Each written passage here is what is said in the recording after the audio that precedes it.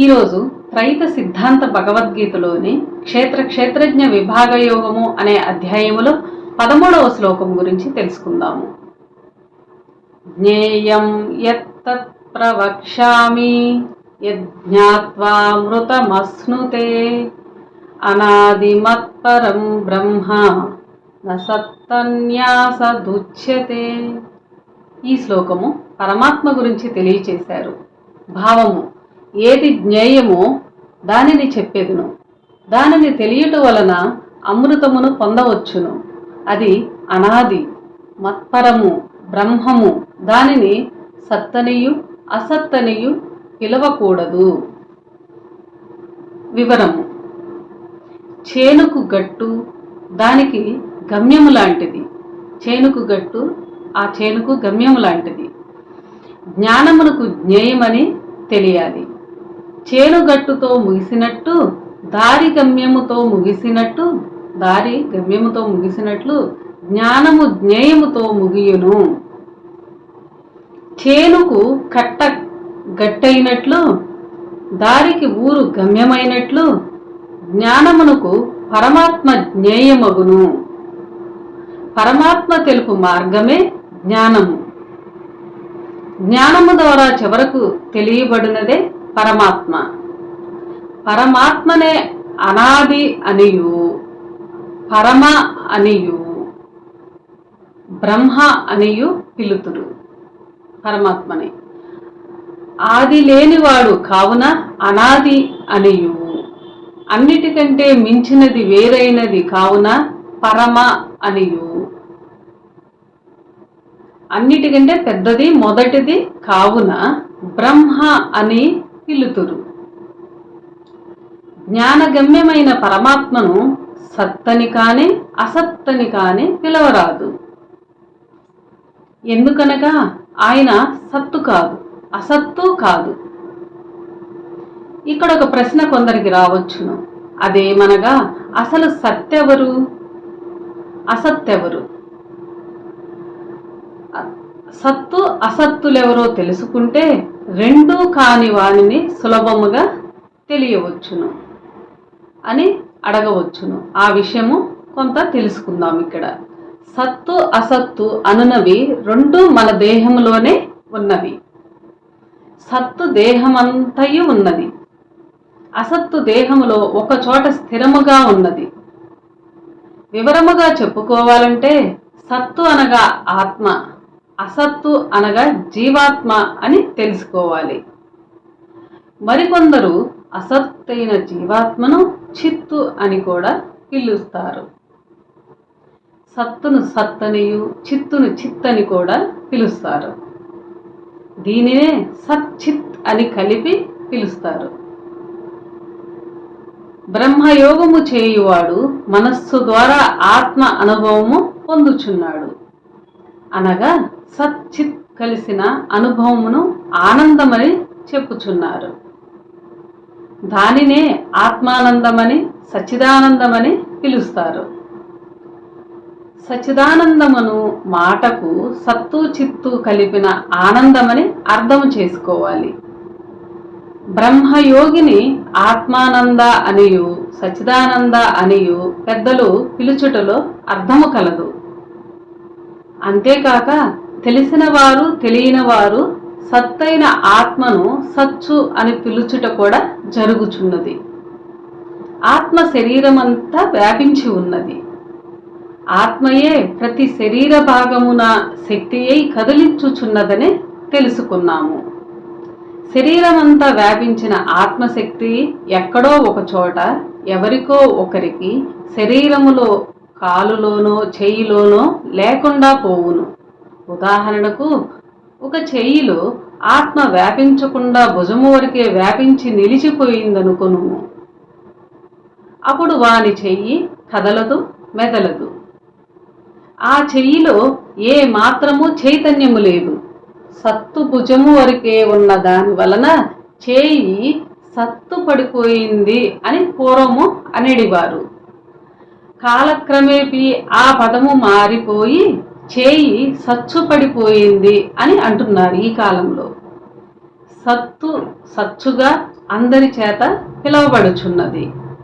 అలాగే మనిషి శరీరంలోని ఆత్మ పూర్తిగా పోయి ఏ మాత్రము చైతన్యం లేకుండా పోయినప్పుడు పూర్వము మనిషి సత్తు పోయింది అని అనిడివారు.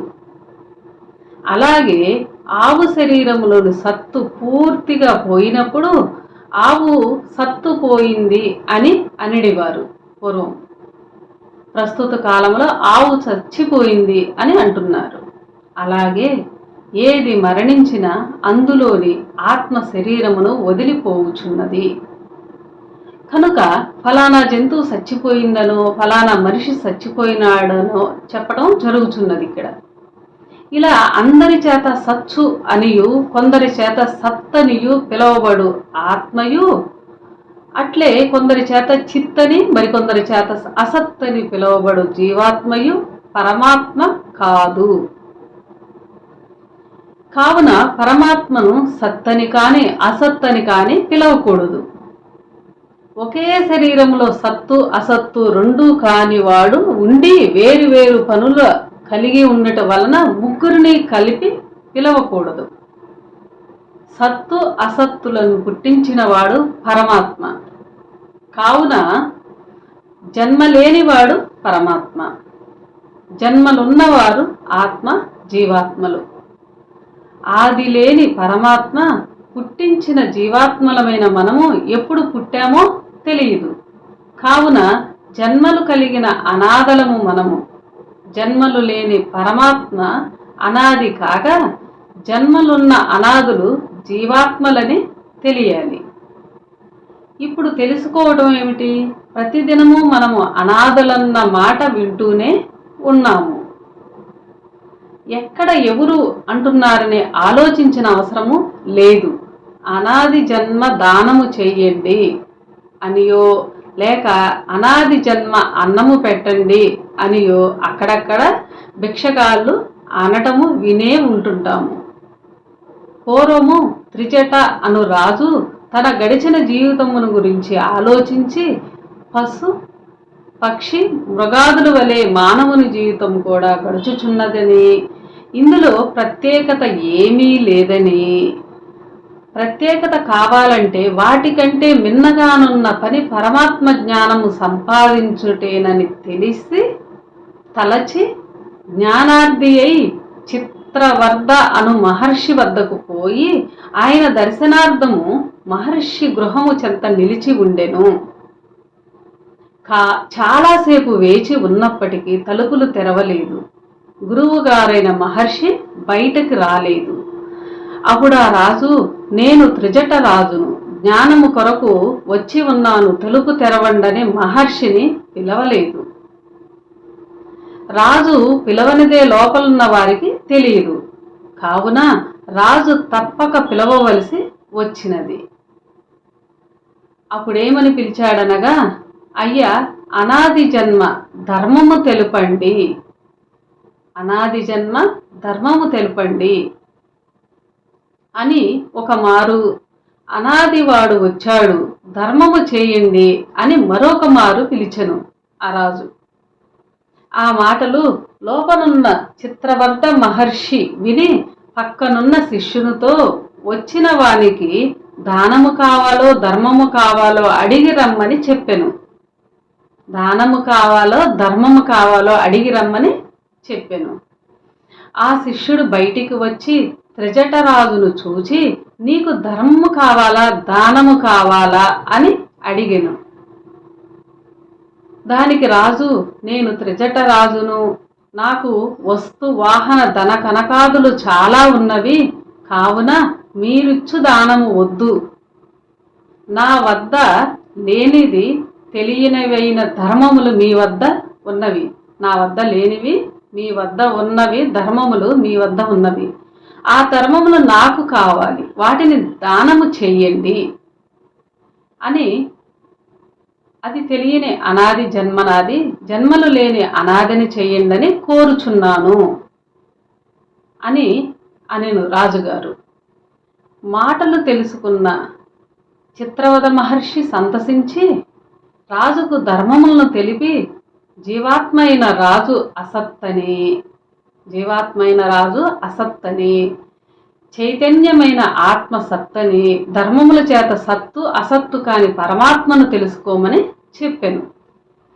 ఆనాడు సర్వమున్న గొప్ప రాజు అనాది జన్మనాది ధర్మము చేయుండని అడుగగా, ఈనాడు ఏమీ లేని భిక్షగాళ్ళు ఆ మాటను అనుచున్నారు. భిక్షగాళ్ళ వద్దైనా గుర్తుగా మిగిలిన ఆ మాటను వారు కూడా కోరికొకటి మాట ఒకటిగా పలుకుచున్నారు. భిక్షగాళ్ళ ఒకళ్ళ దగ్గర ఆ మాట మిగిలి ఉన్నది, అయినా వారు ఆ మాటను వారు కూడా కోరికొకటి మాట ఒకటిగా పలుకుచున్నారు. వారికి కావలసినది దానము, వారు అడుగుచున్నది ధర్మము. అడిగేవాని దగ్గర కానీ ఇచ్చేవాని దగ్గర కానీ ధర్మము లేదు. అంతేకాక వారు అనాది జన్మ అనుటలో దిక్కులేని జన్మ అను భావముతో అంటున్నారు తప్ప మొదలు తెలియని జన్మనాది అను అర్థముతో కాదు. ఇప్పటికైనా మనము సరైన అర్థము తెలుగు జ్ఞానమునే ఆశ్రయిద్దాము. ఇప్పటికైనా మనం సరైన అర్థము తెలుగు జ్ఞానమునే ఆశ్రయిద్దాము. జ్ఞేయమును గూర్చి కూడా కొంత తెలుసుకుందాము. ఇంతటితో ఈ శ్లోకం సమాప్తము. అందరికీ నమస్కారం.